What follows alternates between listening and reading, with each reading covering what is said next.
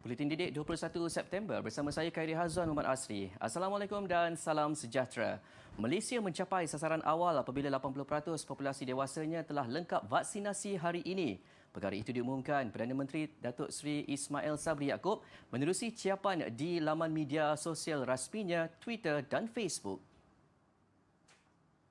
Perdana Menteri menyifatkan kejayaan itu adalah hasil pengorbanan petugas barisan hadapan dan sokongan seluruh keluarga Malaysia. Program imunisasi COVID-19 kebangsaan PIK dilancarkan pada 24 Februari lepas untuk memberikan vaksin kepada orang ramai dalam usaha membendung penularan COVID-19 di seluruh negara. Sementara itu, Menteri Kesihatan Khairi Jamaluddin turut berkongsi perkara sama menerusi ciapan di Twitter rasminya berkata, sasaran berkenaan dicapai pada pukul 1 tengah hari tadi. Tambahnya, walaupun sasaran awal adalah 80% populasi dewasa, ketika ini Jawatan Kuasa Khas Jaminan Akses Bekalan Vaksin COVID-19 akan berusaha untuk menjaki 20% lagi yang belum atau enggan divaksinasi. Melaka, Pulau Tioman dan Genting Highlands, tiga destinasi baru gelembung pelancongan yang akan dibuka kepada orang ramai mulai 1 Oktober. Menteri Pelancongan Seni dan Budaya Datuk Seri Nancy Shukri berkata, perkara itu sudah diluluskan dalam mesyuarat kedua Menteri Kuartet COVID-19 hari ini dan akan dibawa ke Jawatan Kuasa Khas Pengurusan Pandemik yang dipengerusikan Perdana Menteri Datuk Seri Ismail Sabri Yaakob esok untuk diperhalusi SOP-nya. Kita telah diberi tempoh sehingga untuk 2 minggu ini supaya destinasi-destinasi ini bersiap sedia untuk membuka beroperasi semula. Kita akan menghalusi SOP-SOP yang telah dibentangkan dan juga kita akan menambahkan lagi destinasi-destinasi bukan sahaja pulau tetapi juga di mainland. Datuk Seri Nancy berkata Pulau Langkawi menjadi contoh terbaik bagi projek rintis gelembung pelancongan yang mana pelaksanaan ujian saringan sebelum memasuki Pulau Peranginan itu membolehkan ia dilawati dengan selamat. Beliau memaklumkan sejak 16 hingga 19 September, 6,622 pelancong memasuki Pulau Langkawi menaiki pesawat, manakala 3,483 lagi menaiki feri. 156 pusat pemberian vaksin PPV awam dan integrasi di seluruh negara dikenal pasti untuk program imunisasi COVID-19 kebangsaan PIK remaja secara walk-in atau jumpa terus. Timbalan Menteri Kesihatan Datuk Dr. Nur Azmi Ghazali berkata, pelaksanaan kaedah jumpa terus atau walk-in berjadual itu akan bermula Khamis ini melibatkan semua kategori remaja termasuk mereka yang tidak bersekolah. Dalam satu kenyataan, Datuk Dr. Nur Azmi merangkap pengerusi Jawatan Kuasa Bertindak Imunisasi COVID-19 Remaja CITFA memaklumkan pelaksanaan kaedah walk-in berjadual akan dilakukan mengikut lokasi sekolah yang berhampiran dengan PPV dan dilaksanakan mengikut giliran, tarikh serta masa ditetapkan. Jadual akan dikeluarkan oleh pihak sekolah masing-masing kepada remaja dan ibu bapa. Tambahnya, bagi remaja yang tidak bersekolah, mereka dibenarkan untuk walk-in di mana-mana 156 PPV berdekatan dengan kediaman. Bagaimanapun sekiranya kuota vaksin di PPV berkenaan telah habis untuk hari tersebut, mereka akan diberi janji temu di PPV sama keesokan hari atau di klinik kesihatan swasta berdekatan. Mengulas lanjut, ujarnya remaja yang menuntut di Institut Pengajian Tinggi berumur di bawah 18 tahun juga dibenarkan walk-in ke semua PPV yang masih beroperasi pada ketika ini dengan menunjukkan pengenalan diri sebagai pelajar IPTA atau IPTS. Ibu bapa atau penjaga perlu hadir bersama untuk menandatangani borang kebenaran vaksinasi mereka. Bagi remaja yang telah mendapat tarikh vaksinasi di PPV sekolah, mereka perlu mengekalkan janji temu sedia ada di PPV sekolah dan tidak dibenarkan walk-in ke PPV awam atau integrasi. Sebagai langkah mengelakkan kesesakan di PPV, hanya salah seorang ibu atau bapa atau penjaga dibenarkan menemani remaja untuk tujuan vaksinasi. Kementerian Kesihatan turut menasihatkan ibu bapa supaya memastikan remaja yang akan divaksin mendapat rehat pada malam sebelumnya, bersarapan pagi dan mengambil air secukupnya sebelum ke PPV. Sehingga semalam, 308,186 remaja di Sarawak, Labuan, Sabah, Kelantan, Kedah dan Johor telah menerima dos pertama vaksin. 800 daripada 38,114 pelajar tingkatan 4 dan 5 di Terengganu menerima suntikan vaksin dos pertama siang tadi. Pelajar terbabit menerima suntikan di Pusat Pemberian Vaksin PPV Sekolah Menengah Kebangsaan Sultan Sulaiman, Kuala Terengganu. Sebanyak 56 PPV dibuka bagi tujuan program imunisasi COVID-19 kebangsaan PIK Remaja di Terengganu. Jabatan Kesihatan Negeri Terengganu JKNT menyasarkan kesemua pelajar di negeri itu lengkap menerima satu dos suntikan pertama sehingga 30 September ini. Memulakan suntikan mereka-mereka ini bermula 15 September lagi di hospital-hospital kita. Kita ada dalam 8,000 remaja yang membuat follow up di semua hospital kita. Tapi setakat ini kita telah pun menyuntik 98 orang semenjak pada 15 hari bulan itu. Sementara itu, bagi golongan sasar yang tercicir persekolahan, boleh terus ke klinik kesihatan berdekatan untuk mendapatkan suntikan, termasuk pelajar sekolah yang berada di luar daerah. Jelasnya, PIK Remaja ini penting sebagai persediaan untuk pembukaan sekolah pada Oktober depan.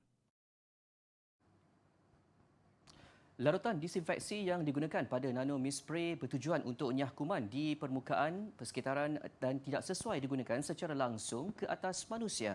Ketua Pengarah Kesihatan Tan Sri Dr. Nur Hisham Abdullah berkata, sesetengah larutan disinfeksi berkenaan boleh menyebabkan iritasi pada mata, kulit, saluran pernafasan dan sistem pencernaan.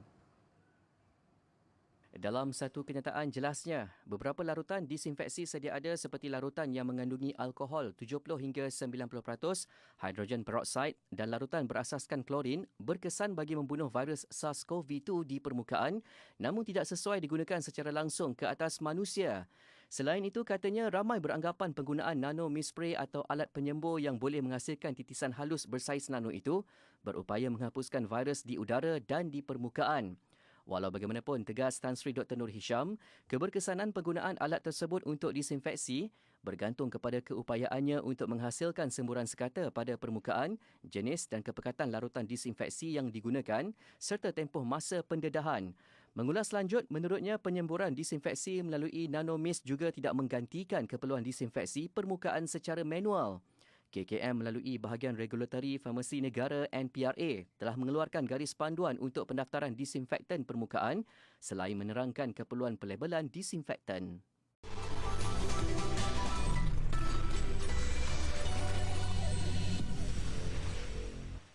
Kembali di Buletin Didik, 5,103 calon atau 67% lepasan Politeknik berjaya melanjutkan pengajian ke Universiti Awam daripada 7,652 yang membuat permohonan pada sesi akademik 2021-2022. Menteri Pengajian Tinggi Datuk Seri Noraini Ahmad berkata, jumlah itu meningkat 5% berbanding 4,445 calon yang memohon ke Universiti Awam bagi sesi akademik sebelumnya. Didapati ramai yang memperolehi keputusan yang cemerlang dari Politeknik tidak mendapat tempat melanjutkan pelajaran di Menara Gading tahun ini. Mohon penjelasan. Daripada analisa KPT, calon tidak ditawarkan tempat berkemungkinan disebabkan oleh beberapa faktor. Di antaranya yang pertama, persaingan yang sengit di antara pelajar diploma, asasi matrikulasi dan STPM untuk mendapatkan tempat di IPTA. Yang kedua, tidak berjaya semasa sesi temuduga yang dijalankan secara bersemuka atau secara dalam talian. Yang ketiga, memilih program yang sangat kompetitif dengan permintaan yang tinggi akan menghadkan peluang calon untuk mendapat tempat. Jelas Datuk Seri Noraini lagi, pelajar lepasan Politeknik mencatat kadar kebolehpasaran yang tinggi iaitu melebihi 90% bagi tempoh 5 tahun berturut-turut. Kadar kebolehpasaran pelajar lepasan Politeknik 96.1% pada 2018, 96.7% 2019 dan 91.4% 2020. Suruhanjaya Pilihan Raya SPR dalam persiapan untuk melaksanakan pindaan perkara 119 Perlembagaan Persekutuan berhubung umur kelayakan pengundi 18 tahun dan pendaftaran pemilih secara automatik. Menteri di Jabatan Perdana Menteri Parlimen dan Undang-Undang Datuk Seri Wan Junaidi Tuanku Jaafar berkata, persiapan yang sedang dilaksanakan meliputi pindaan kepada peraturan-peraturan pilihan raya, pendaftaran pemilih 2002 dan undang-undang lain yang berkaitan. Jelasnya dalam satu kenyataan, persiapan lain termasuk penyediaan prosedur operasi standard SOP dan penyediaan sistem serta infrastruktur bagi pelaksanaan umur kelayakan pengundi 18 tahun dan pendaftaran pemilih secara automatik. SPR juga menurutnya telah mengenal pasti beberapa tindakan yang perlu dilaksanakan sebelum pelaksanaan undi 18. Antaranya membuat semakan maklumat bakal pemilih, semakan di lapangan yang melibatkan bakal pengundi dan semakan di lapangan ke atas alamat untuk memastikan penentuan bahagian pilihan raya yang tepat. Selain itu, sesi libat urus dengan semua pihak yang berkepentingan akan diadakan, program pendidikan pengundi kepada bakal pemilih dan menyimak keperluan logistik bagi persediaan menghadapi pilihan raya umum ke-15. Baik, sama ada wanita mahupun lelaki, penjagaan wajah kini sudah menjadi salah satu aspek penting bagi setiap individu. Kulit wajah yang sihat dan cantik memberi banyak manfaat sekaligus meningkatkan keyakinan diri dalam menjalani kehidupan seharian. Menyemai rutin penjagaan wajah sejak usia muda, Genius Remaja melalui kelas kecantikan menganjurkan Glowing Routine Skincare Challenge. Cabaran ini dibuka kepada remaja untuk mempamerkan rutin penjagaan wajah dengan cara yang paling kreatif dan menyeronokkan. Ia juga dapat menggalakkan remaja meluangkan masa dengan aktiviti berfaedah di samping mengulang kaji apa yang telah dipelajari di dalam kelas kemahiran Genius Remaja. Glowing Routine Skincare Challenge telah mendapat sambutan penyertaan di luar jangkaan yang mana peserta hanya perlu menunjukkan cara penjagaan kulit wajah mengikut turutan yang betul. Penggunaan produk penjagaan wajah atau kulit dalam urutan yang betul memastikan kulit mendapat manfaat penuh dari setiap produk. Jika tidak menggunakan produk dalam susunan yang betul, kita tidak dapat melihat hasil terbaik dari regimen penjagaan muka atau kulit. Kita perlu tahulah jenis kulit kita macam mana. Kalau semua orang nak tahu, sejak saya masuk Genius Remaja iaitu kelas facial, saya memang menjaga penampilan dan kecantikan saya walaupun di rumah ataupun di luar. Dalam rutin penjagaan muka saya mengamalkan toner dan saya letak di dalam botol ini untuk saya menjadikan face mist dan saya boleh spray di mana-mana juga dan bila-bila masa yang menjagakan muka for more hydration. Adakah saya seorang yang menjaga kekemasan dan kecantikan setiap masa? Sejujurnya tidak. Tak, sebab ada masa saya rasa malas sangat nak jaga, terutamanya waktu saya sakit. Saya demam. Memang saya dah tak fikir langsung pasal skincare ke kekemasan ke apa, sebab ialah bila dah sihat, tak sihat ni macam malas, benda malas. Penjagaan kulit muka ini perlu dilakukan secara konsisten untuk memberi banyak kelebihan kepada kulit pada masa akan datang. Kulit yang sihat dan bebas daripada cela dapat memberikan impak besar dalam penampilan dan pastinya dapat meningkatkan keyakinan diri.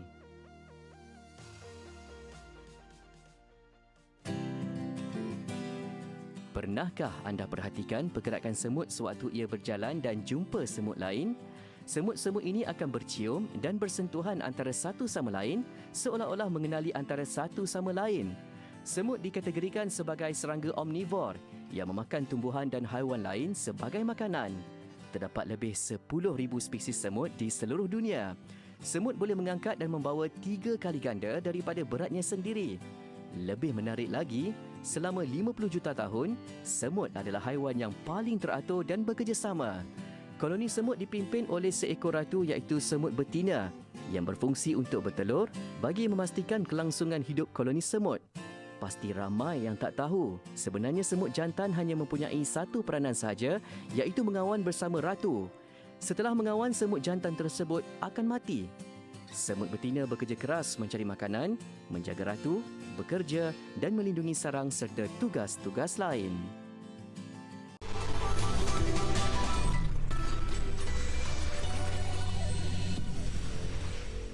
Syarikat farmaseutical Pfizer-BioNTech memaklumkan hasil ujian COVID-19 syarikat itu berupaya menghasilkan tidak balas imunisasi yang pantas serta selamat digunakan ke atas kanak-kanak berusia antara 5 hingga 11 tahun. Sehubungan itu, ia merancang memohon kelulusan penggunaan vaksin ke atas kanak-kanak daripada pihak berkuasa kesihatan di Amerika Syarikat, Eropah dan negara lain secepat mungkin. Menurut syarikat itu, vaksin Pfizer menjana tindak balas imun dalam kajian klinikal fasa 2 dan 3. Hasil dapatan ini menyamai pemerhatian yang dibuat ke atas kumpulan berusia 16 ke 25 tahun. Bagaimanapun, dos vaksin terbabit akan diberikan pada kadar lebih rendah berbanding individu berusia 12 tahun ke atas. Berdasarkan ujian yang dilakukan, kanak-kanak berusia 5 hingga 11 tahun diberikan 2 dos vaksin sebanyak 10 mikrogram berbanding 30 mikrogram kepada golongan dewasa.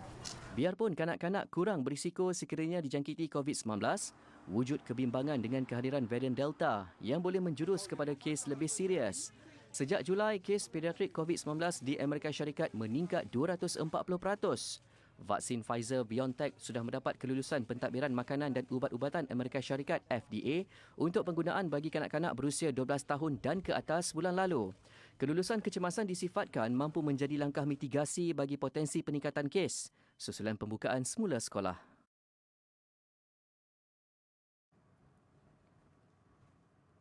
Artis K-pop terkenal BTS berkongsi mesej harapan mengenai perubahan iklim dalam ucapan di Perhimpunan Agung Pertubuhan Bangsa Bersatu di New York. Ia sebahagian daripada tugas mereka sebagai duta khas Presiden Korea Selatan untuk generasi masa depan dan kebudayaan.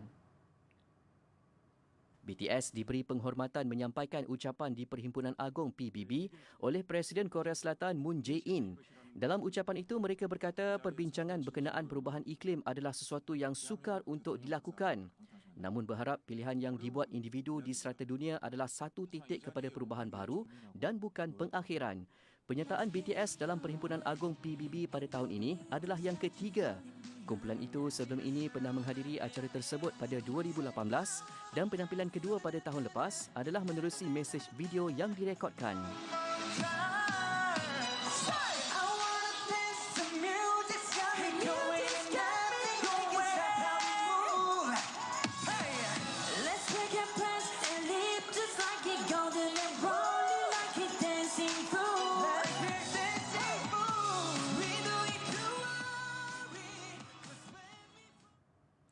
Kebanyakan ibu bapa di China bersetuju dengan langkah kerajaan menyekat anak-anak mereka bawah 18 tahun bermain permainan dalam talian hanya 3 hari seminggu.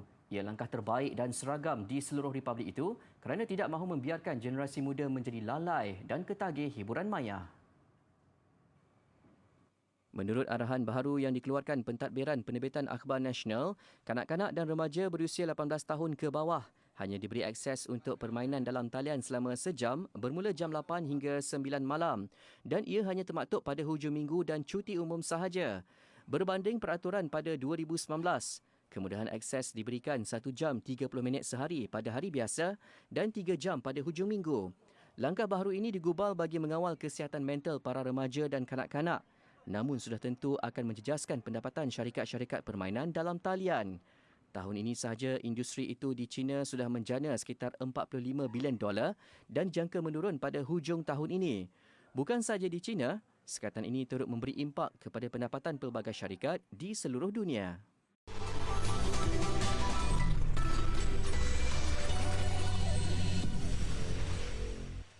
Masih di Buletin Didik, Kementerian Belia dan Sukan KBS sudah mengemukakan cadangan kepada kerajaan agar membuka stadium bola sepak dan sukan lain kepada orang awam. Menterinya Datuk Seri Ahmad Faizal Azumu berkata, pembukaan itu kelak akan merancakkan semula aktiviti sukan di dalam negara. Kemungkinan membuka kembali stadium-stadium kita bagi kita raikan kemeriahan Piala Malaysia yang akan bermula tidak berapa lama lagi. InsyaAllah perkara ini kalau dapat kita lakukan, sekali lagi ianya akan dibuat melalui SOP yang ketat, maka para peminat bola sepak jika ianya dibenarkan nanti mestilah tetap patuh kepada SOP. Bagaimanapun, ia masih di peringkat perbincangan dan akan diangkat untuk diteliti di peringkat Jawatankuasa Khas Pengurusan Pandemik yang dipengerusikan Perdana Menteri Datuk Seri Ismail Sabri Yaakob esok. Sebelum ini, Liga Bola Sepak Malaysia MFL berharap kemasukan penonton yang telah pun lengkap 2 dos vaksin dapat dibenarkan kerajaan bagi memeriahkan 100 tahun saingan Piala Malaysia yang akan bermula 26 September. Dalam pada itu, Datuk Seri Ahmad Faizal turut mengumumkan pembukaan gelanggang bowling sebagai tambahan kepada pengumuman pembukaan gimnasium dan aktiviti sukan dan rekreasi di kawasan tertutup sebelum ini. Saingan Piala AFC, Kelab Bahrain Muharraq Club melangkah ke perlawanan akhir Zon Asia Barat bagi saingan edisi 2021 selepas mengejutkan juara bertahan Al-Ahid FC dari Jordan pada separuh akhir. Muharraq merakam kemenangan selesa 3-0 dengan semua jaringan terhasil pada babak kedua. Di Stadium Sheikh Ali bin Muhammad Al Khalifa, tuan rumah Muharraq Club yang juga juara edisi 2008 berdepan juara bertahan Al-Ahid FC dari Lubnan yang turun dengan misi menjadi kelab keempat berjaya mempertahan gelaran 2 edisi berturut-turut. Sama handal pada babak pertama, tiada gol berjaya dihasilkan. Bagaimanapun, kelebihan mula memihak tuan rumah pada babak kedua dengan Moses Jona meletakkan Muharraq di depan minit ke-67. Minit ke-86 Muharraq menggegar lagi. Kali ini Ahmad Al-Sharuki menghasilkan gol kedua. Dan ketika permainan berada dalam masa kecederaan, Abdullah Al-Haiki berjaya menambah derita Al-Ahid dengan gol ketiga. Kemenangan ini menyaksikan Muharraq akan menanti pemenang antara Kuwait SC dan Al-Saud dari Jordan yang akan berentak pada satu lagi aksi separuh akhir hari ini bagi penentuan juara Zon Asia Barat.